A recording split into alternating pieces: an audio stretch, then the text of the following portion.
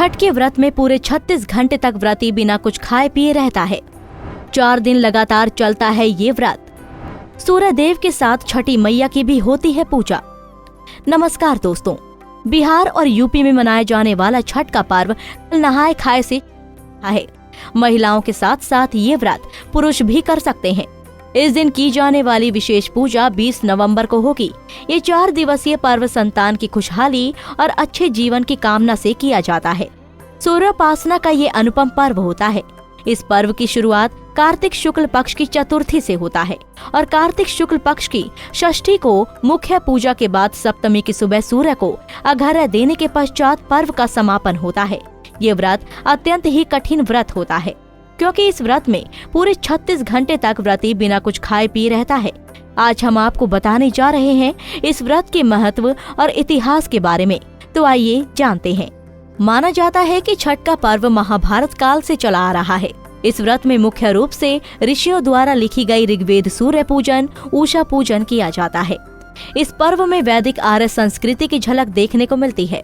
छठ पूजा का बहुत महत्व माना जाता है और इसे भगवान सूर्य, उषा, प्रकृति, जल, वायु आदि को समर्पित किया जाता है। ये पर्व बिहार के साथ पूरे देश के कई हिस्सों में धूमधाम के साथ मनाया जाता है। दूसरे देशों में बसने वाले प्रवासी भारतीयों के कारण अब ये पर्व विदेशों में भी मनाया जाने लगा है। छठ का महापर्व बिहार की संस्कृति बन चुका है। इस पर्व के संबंध में कई कथाएं प्रचलित है। चलिए जानते हैं इसके पीछे की पौराणिक कथा। पौराणिक कथा के अनुसार प्रियंवद नाम के राजा की कोई संतान नहीं थी। तब उन्होंने संतान प्राप्ति के लिए यज्ञ करवाया। महर्षि कश्यप ने पुत्र की प्राप्ति के लिए यज्ञ करने के पश्चात प्रियंवद की पत्नी मालिनी को आहुति के लिए बनाई गई खीर प्रसाद के रूप में दी और जिससे उन्हें पुत्र की प्राप्ति हुई। लेकिन दुर्भाग्यवश वो पुत्र मरा हुआ पैदा हुआ। तब राजा प्रियंवद का हृदय अत्यंत द्रवित हो उठा। वे अपने पुत्र को लेकर शमशान गए और पुत्र वियोग में प्राण त्यागने लगे। उसी समय ब्रह्मा की मानस पुत्री देवसेना प्रकट हुई और उन्होंने राजा से कहा कि वो उनकी पूजा करें। ये देवी सृष्टि की मूल प्रवृत्ति के छठे अंश से उत्पन्न हुई है। इसी कारण ये षष्ठी या छठी मैया कहलाती है।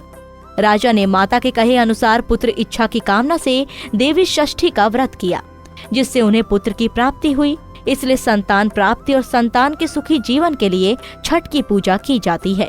एक अन्य कथा के मुताबिक कहा जाता है कि इस पर्व की शुरुआत सबसे पहले सूर्य पुत्र कर्ण ने की थी। कर्ण प्रतिदिन घंटों कमर तक पानी में खड़े रहकर सूर्य पूजा करते थे और उनको अर्घ्य देते थे।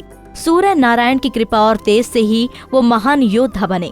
इसलिए आज भी छठ में सूर्य को अर्घ्य देने परंपरा चली आ रही है। इस संबंध में एक कथा और मिलती है कि जब पांडव अपना सारा राजपाट कौरवों से जुए में हार गए, तब द्रौपदी ने छठ व्रत किया था। इस व्रत से पांडवों को उनका पूरा राजपाट वापस मिल गया था। लोक प्रचलित मान्यताओं के अनुसार सूर्य देव और छठी मैया भाई बहन हैं। इसलिए छठ के पर्व में छठी मैया के साथ सूर्य की आराधना फलदायी मानी गई है।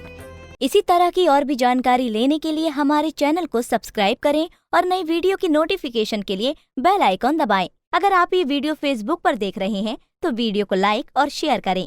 साथ ही अपनी राय कमेंट बॉक्स में जरूर बताएं। धन्यवाद।